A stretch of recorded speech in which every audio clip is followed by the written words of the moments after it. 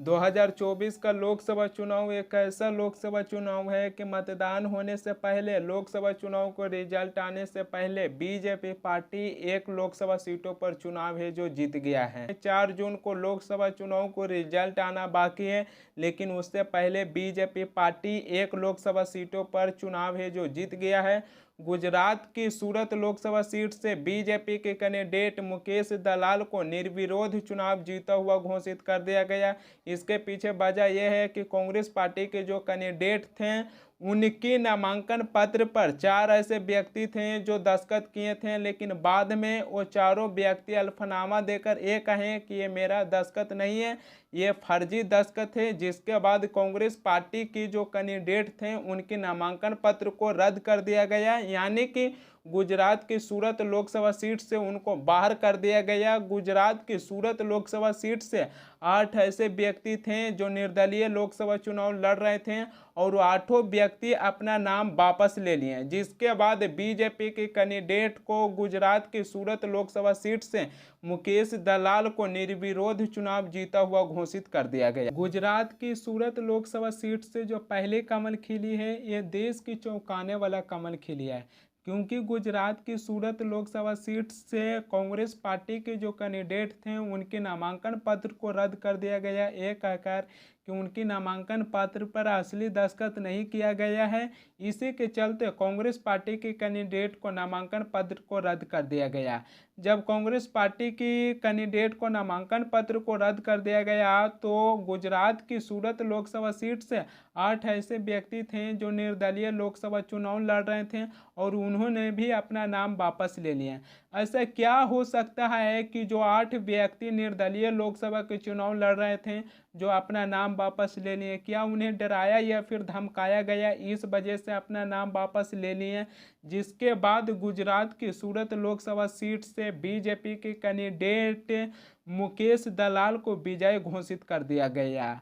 गुजरात की सूरत लोकसभा सीट से जो पहली कमल खिली है, ये देश की चौंकाने वाला कमल खिली है, क्योंकि जब चुनाव हो रही है कोई भी पार्टी और कोई भी पार्टी के कैंडिडेट मतदान होने से पहले, लोकसभा चुनाव को रिजल्ट आने से पहले अपना ये दावा कर रहे हैं कि हम चुनाव जीत गए हैं, तो ऐसी चुनाव करवाने से क्या फ़ायदा।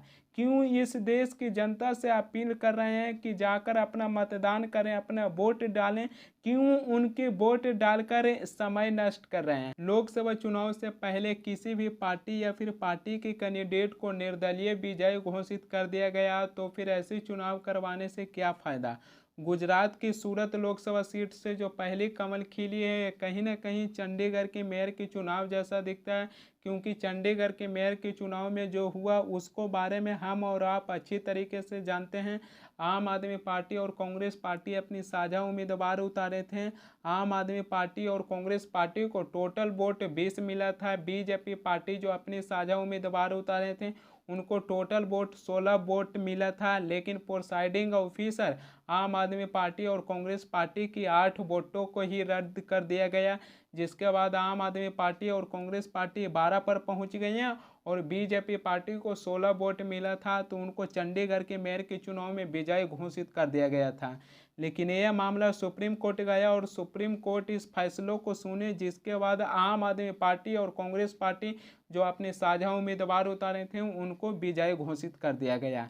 तो ये कहीं ना कहीं चंडीगढ़ के मेयर के चुनाव की जैसा दिखता है, क्योंकि इस बार की लोकसभा चुनाव भारत के चुनाव आयोग के नेतृत्व में नहीं हो रहा है, बल्कि बीजेपी पार्टी के नेतृत्व में हो रहा है।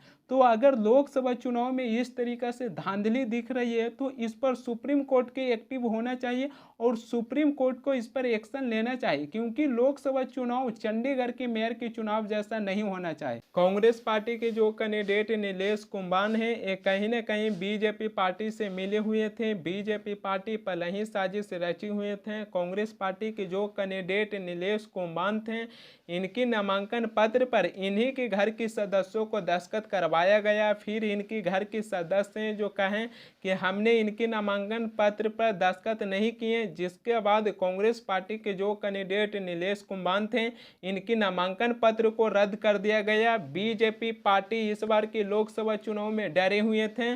गुजरात की सूरत लोकसभा सीट से 1984 से बीजेपी पार्टी चुनाव जीतती आई थी और इस बार की लोकसभा चुनाव में बीजेपी पार्टी डरी हुई है। इसी के चलते कांग्रेस पार्टी के जो कैंडिडेट नीलेश कुंभान थे उनको अपनी पार्टी में मिला लिए थे। कांग्रेस पार्टी के जो कैंडिडेट नीलेश कुंभान हैं ये कहीं ना कहीं अपनी पार्टी को भी झांसे में रखें और इसके साथ ही गुजरात की जनता को भी झांसे में रखें। कांग्रेस पार्टी के जो कैंडिडेट नीलेश कुंभान हैं अब इनके बारे में खबर आ रही है कि अब यह भाजपा में शामिल होंगे।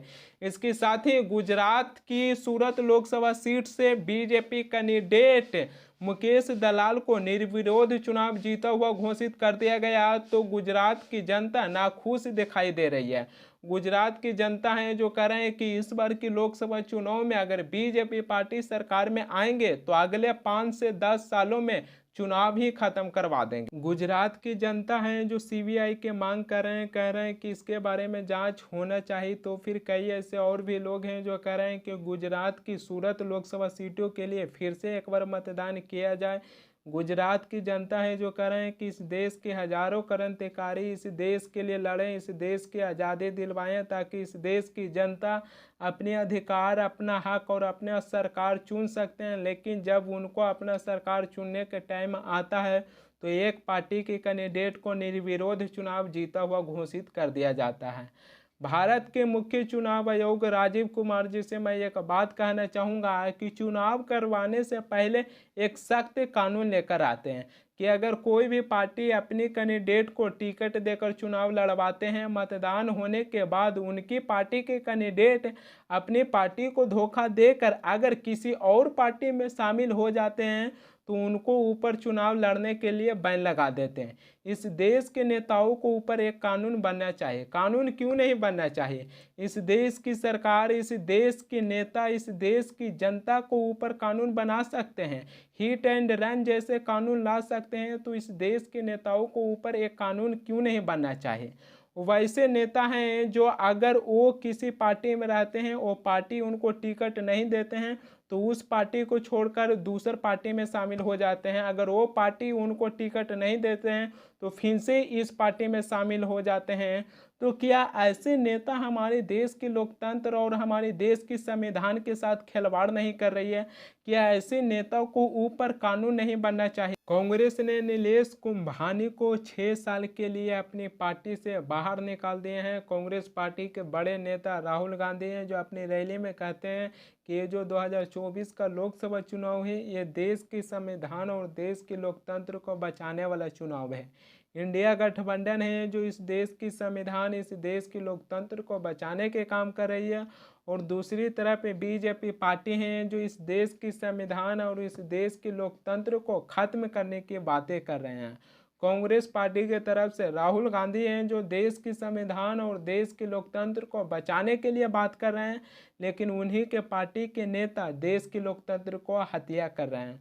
तो राहुल गांधी हैं जो अपनी सबसे पहले पार्टी के नेताओं को ऊपर ध्यान देना होगा, क्योंकि कांग्रेस पार्टी अपने ही नेताओं को लोकसभा के टिकट देकर लोकसभा चुनाव लड़वाते हैं। उनकी नामांकन पत्र होती है, उनकी नामांकन पत्र पर उन्हीं के घर के सदस्यों हैं जो दस्तखत करते हैं ताकि उनका नामांकन पत्र रद्द हो जाए, कांग्रेस पार्टी के कैंडिडेट चुनाव नहीं लड़े और बीजेपी की कैंडिडेट निर्विरोध चुनाव जीत जाए। तो कांग्रेस पार्टी को सबसे पहले अपनी पार्टी के नेताओं को ऊपर ध्यान देना होगा। कांग्रेस पार्टी की बात कीजिएगा तो कुछ ही दिन पहले कांग्रेस पार्टी के एक से एक बड़े बड़े नेता कांग्रेस पार्टी के साथ छोड़कर बीजेपी पार्टी में जाकर मिल गए। तो कांग्रेस पार्टी जिस तरीका से देश के संविधान और देश के लोकतंत्र को बचाने के लिए काम कर रहे हैं तो वो खैर ठीक है, लेकिन उन्हीं के पार्टी के नेता हैं जो इस देश के लोकतंत्र को हत्या कर रहे हैं। तो कांग्रेस पार्टी को सबसे पहले अपनी पार्टी के नेताओं को ऊपर ध्यान देना होगा।